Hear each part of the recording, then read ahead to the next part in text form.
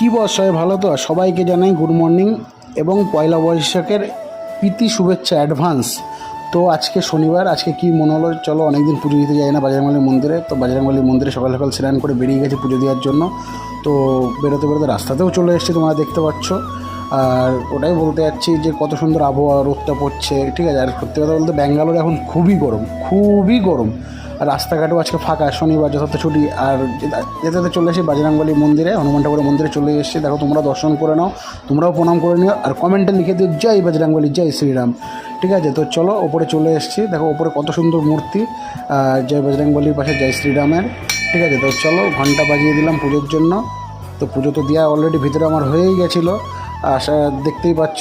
আর এখানে 5টা পাক ঘুরে বেরিয়ে গেছিলাম বাড়ির জন্য। তো আশা করি মিনি ব্লগটা কীরকম লাগলো তোমরা নিশ্চয়ই বলবা, আর সাথে থাকবা, সঙ্গে থাকবা, দেখতে ভুলবা না, আর গরিব ছেলেটাকে সাপোর্ট করতে থাকবা। চলো।